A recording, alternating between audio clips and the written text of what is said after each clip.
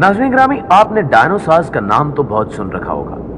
जब ये खून आशाम तवीलुल कामत जानवर फिल्मों में अपने गजब की इंतहा पर पहुंचकर दूसरे जानवरों और इंसानों की बोटियां तक एक एक करता और इंसानी टेक्नोलॉजी को अपने भारी भरकम वजूद के साथ पैरों तले रौंद कर तबाही और बर्बादी फैलाता दिखाई देता है तो दिल उछल कर हलक में आ जाता है। गोया कि ये जानवर अपनी तमाम तर हैबत नाकी के साथ स्क्रीन तोड़कर बाहर निकल आएगा और अपने खतरनाक खुले हुए बे इंतहा बड़े जबड़ों में फंसाकर हमें भी चीर फाड़ डालेगा। और ये सोचते ही एक अजीब ही किस्म का एहसास हमें अपनी रगों में दौड़ता महसूस होता है। प्यारे दोस्तों, हैवानुल मुहीब दरअसल कबल तारीख नमूदार और नापैद हो जाने वाले जानदार हैं, जिनको अंग्रेजी में डायनासोर्स कहा जाता है। ये दरअसल यूनानी जुबान का लफ्ज है जिसका मतलब है एक बहुत बड़ी और वहशत और दहशतनाक झपकी। और हैवानुल मुहीब जानवरों के जमाने की इब्तिदा 20 तक 23 करोड़ साल कबल होकर 6 करोड़ 50 लाख साल कबल खत्म हो जाती है। गोया लगभग 16 करोड़ साल तक ये जानदार खाके अर्ज पर चलते फिरते रहे हैं और आज कुरे अर्ज पर उड़ते परिंदे डायनासोर्स की एक किस्म थेरोपोडो यानी उड़ने वाले डायनासोर्स की औलाद समझे जाते हैं। प्यारे दोस्तों, अगर इस कायनात की उम्र का अंदाजा लगाया जाए तो एक अंदाजे के मुताबिक हमारी कायनात 13 अरब 70 करोड़ साल पुरानी है और इस कुरे अर्ज यानी जमीन की पैदाइश 4 अरब 50 करोड़ साल पुरानी है और इस पैदाइश जमीन के भी 1 अरब साल बाद जमीन को रौनक बख्शने के लिए अल्लाह ने यहां जिंदगी पैदा की। अल्लाह ताला ने हर चीज को पानी से तख्लीक किया और फिर तकरीबन 47 करोड़ साल कबल तक जिंदगी मछली वगैरह से मिलते जुलते जानदारों जैसी रही। इसके बाद खुश्की पर भी हशरात नुमा जिंदगी देखी जाने लगी जो खाके अर्ज पर मुख्तलिफ अदवार तय करते हुए कोई 20 करोड़ साल कबल डायनासोर तक पहुंची। अगर डायनासोर की अकसाम की बात की जाए तो ये रंगो नस्ल और जिसामत के लिहाज से एक दूसरे से बहुत मुख्तलिफ थे। मिसाल के तौर पर टायरानोसॉर्स ये आमतौर पर गोश्तखोर और बहुत खूनखार जानवर था।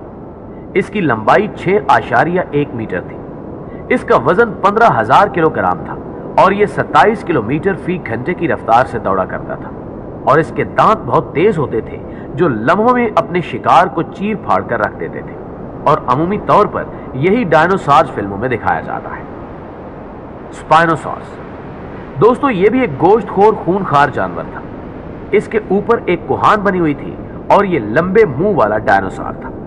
इसकी लंबाई 4.3 मीटर और इसका वजन 21,000 किलोग्राम था। इसकी चौड़ाई 3 मीटर थी और इसकी रफ्तार 8 किलोमीटर फी घंटा थी।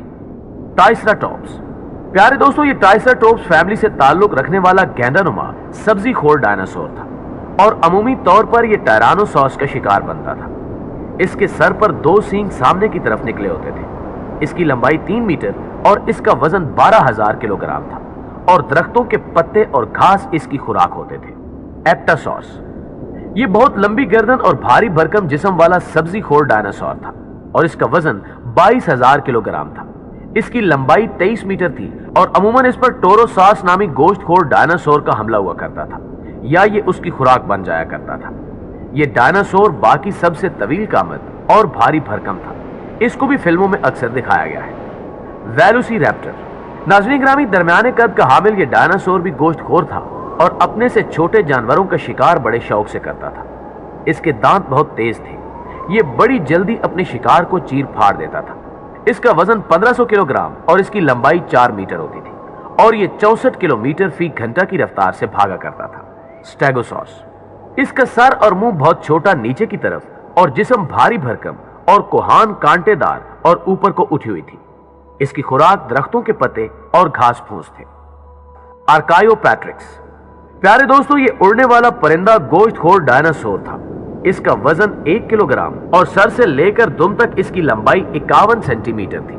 नाज़रीन ग्रामी, तमाम गोश्तखोर और सब्जीखोर डायनासोर्स ग्रोहों की शक्ल में रहा करते थे और जब ये भागते या धाड़ते थे तो जमीन को लर्जा कर रख देते थे, जिसकी वजह से बकिया तमाम जानवर इनसे किनारा करने में ही अपना भला समझते थे।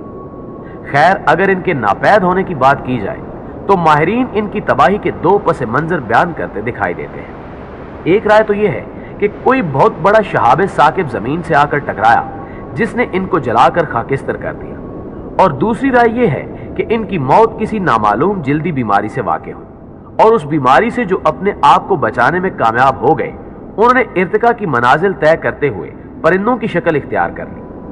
بہرحال جو بھی ہے، یہ تو طے ہے کہ انسانوں کی آمد سے قبل ان کو دنیا سے اٹھا لیا گیا اور ان کو دوسروں کے لیے ایک عبرت کا نشان بنا دیا گیا۔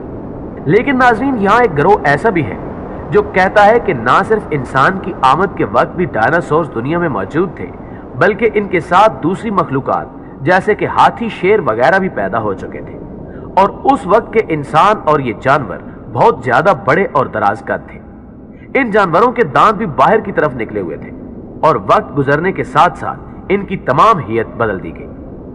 پیارے دوستو، اگر بحیثیت مسلمان دیکھا جائے تو قرآن و سنت سے یہ بات ثابت ہے کہ ابتدا میں انسان کی عمر نہایت طویل اور دراز قد تھی۔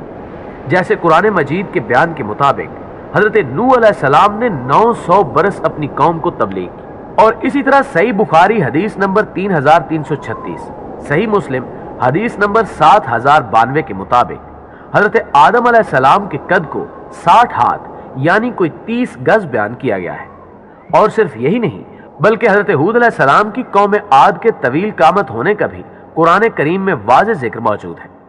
سورہ فجر کی آیت 6 تا 8 میں اللہ تعالیٰ فرماتا ہے کہ کیا تم نے نہیں دیکھا کہ تمہارے رب نے کیا برتاؤ کیا اونچے ستونوں والے عاد ارم کے ساتھ، جن کی مانند کوئی قوم دنیا کے ملکوں میں پیدا نہیں کی گئی تھی۔ ناظرین گرامی، یہ قوم عاد تھی جو ناپ تول میں کمی کرتی تھی اور بہت دراز قد تھی، یعنی ان کا 60 ہاتھ تک قد تھا، اور اللہ کی نافرمانی کرنے کی صورت میں اللہ نے ان پر ہوا نازل کی جو ان کو ایسے اکھاڑ کر پھینکتی تھی جیسے کھجوروں کے تنے ہوں۔ اور نبی اکرم صلی اللہ علیہ وآلہ وسلم نے فرمایا کہ اگر آپ وہاں ہوتے تو ان کو دیکھتے کہ اتنے بڑے اور دراز قد آدمی کیسے ڈھیر ہو گئے۔ خیر دوستو، اب سوچنے کی بات یہ ہے کہ جب انسان اتنے طویل قامت تھے تو کیا ان کے جانور طویل قامت نہ ہوں گے؟ کیا ان کی مرغی اور بکری اسی قامت کی نہ ہوتی ہوگی جو ان انسانوں کے قد کے تناسب سے ہو؟ آج ہم سائنسی اعتبار سے کم از کم اس پر متفق ہیں کہ پہلے ادوار میں جانوروں کی بہت سے موجودہ اقسام آج سے کہیں زیادہ طویل قامت تھی۔ جیسے آج کا موجودہ ہاتھی اس وقت کے میمت ہاتھی سے خاصا چھوٹا ہے، اسی طرح شیر اور دیگر درندوں کے قد آج سے کہیں زیادہ بڑے ہوا کرتے تھے۔ اسی طرح ارتقائی مراحل کے بیان میں محققین مختلف چھپکلیوں، مگرمچھوں، گینڈوں اور وہیل مچھلی کو ڈائناسور ہی کی ارتقائی شکل قرار دیتے ہیں۔ گویا اگر قرآن و سنت میں مذکور اشاروں کو مد نظر رکھتے ہوئے یہ کہا جائے کہ انسان اور جانور ابتدا میں عظیم الجثہ تھے اور وقت گزرتے گزرتے بتدریج ان کا قد گھٹتا گیا تو شاید غلط نہ ہوگا، اور اس بات کو تسلیم کر لیا جائے تو پھر یہ ماننے میں کوئی ابہام نہیں رہتا کہ ڈائناسور جیسے طویل القامت جانور زمین کے اوائل دور میں موجود رہے ہوں گے۔ بہرحال جو بھی ہے، لیکن یہ طے ہے کہ ڈائناسورز اب نہیں رہے، لیکن ان کی اس وقت کی خون آشامی ابھی تک باقی ہے جو ہم انسانوں کے اندر بس گئی ہے، جس کی وجہ سے بھائی ہی اپنے بھائی کا خون کرنے میں آر محسوس نہیں کرتا اور والدین بھی ذلیل و رسوا ہو رہے ہیں۔ اللہ ہمیں اپنی پناہ میں رکھے اور ہدایت عطا فرمائے، آمین ثم